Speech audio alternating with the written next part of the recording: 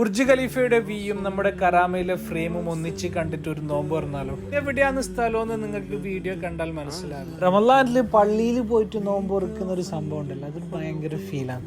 പല നാട്ടിലെ ആൾക്കാരുമായിട്ട് ഒന്നിച്ചൊരു നോമ്പ് തുറന്ന് പറയുന്നത് നല്ല സന്തോഷമുള്ള ഒരു കാര്യമാണ്. ഫാമിലിന്റെ ഒന്നിച്ചായിരുന്നു ഞാൻ ഈ പള്ളിയിലേക്ക് പോകുന്ന വഴിക്ക് തന്നെ നിങ്ങൾക്ക് നല്ല പച്ചപ്പും നല്ല ദുബൈ ഫ്രെയിം എല്ലാം കണ്ട് ആസ്വദിച്ചിട്ട് നിങ്ങൾക്ക് പോകാം. 5-5:15 നിങ്ങൾ അവിടെ എത്തിക്കഴിഞ്ഞാൽ ഫാമിലിക്കുള്ള കിറ്റ് വാങ്ങിയിട്ട് നിങ്ങൾക്ക് പുറത്ത് പാർക്കിൽ ഇരുന്നിട്ട് നോമ്പ് തുറക്കാൻ പറ്റും. നിങ്ങൾ ബാച്ചിലേഴ്സ് ആയിട്ട് പോകുന്നുണ്ടെങ്കിൽ നല്ല ടെന്റിൽ വിശാലമായ സൗകര്യം ഒരുക്കിയിട്ടുണ്ട്. ഫാമിലിക്കുള്ള ഒരു കിറ്റ് കിട്ടിയത് കൊണ്ട് നമ്മൾ കിറ്റ് അവർക്ക് കൊടുത്തിട്ട് നമ്മൾ ടെന്റിലേക്ക് കയറി. തന്നെ സന്തോഷാക്കിയ ഒരു കാര്യം എന്തെന്ന് വെച്ചെങ്കിൽ ആയതുകൊണ്ട് കുറച്ച് ആളുകൾ കൂടുതൽ ഉണ്ടായിരുന്നു. ആരടുത്തുള്ള എക്സ്ട്രാ വെള്ളം ഉണ്ടെന്ന് ചോദിച്ചപ്പോ ഷെയറിങ്ങിന്റെ മാസം ആയതുകൊണ്ടായിരിക്കും എല്ലാവരും ഷെയർ ചെയ്ത് കഴിച്ചത്. 15 ഗ്യാപ്പിലെ കളിന്റെ സ്കോർ എത്രയായി നോക്കുന്നുണ്ട്. ഒരു പാത്രത്തിൽ 4 പേർക്ക് കഴിക്കാനുള്ള നല്ല മട്ടൻ മന്തി, 4 പേർക്കല്ല 6 പേർക്ക് കഴിക്കാനുള്ള മട്ടൻ ഉണ്ടായിരുന്നു. അതിൽ അസ്ഫാന്റെ ഒന്നിച്ചിട്ട് ഇരുന്നിട്ടുണ്ടായിരുന്ന ഫുള്ള് ഖത്തർനാക്ക് ടീമാണ്. പിന്നെ അതിലൊരു കഷ്ണം ബാക്കി ഉണ്ടായിട്ടില്ല. ബുർജ് ഖലീഫാന്റെ ലൈറ്റിംഗ്സ് എല്ലാം കണ്ടിട്ട് നമ്മൾ പള്ളിക്ക് പോകുമ്പോൾ പള്ളിന്റെ ലൈറ്റും ഡെക്കറേഷൻ എല്ലാം കണ്ടിട്ട് അപ്പൊ സബീൽ മസ്ജിദ് നോമ്പുറക്കാൻ പോയാല് നോമ്പ് തുറ മാത്രമല്ല നിങ്ങൾക്ക് നല്ല കാഴ്ചകളും കണ്ടിട്ട് തിരിച്ചു വരാം.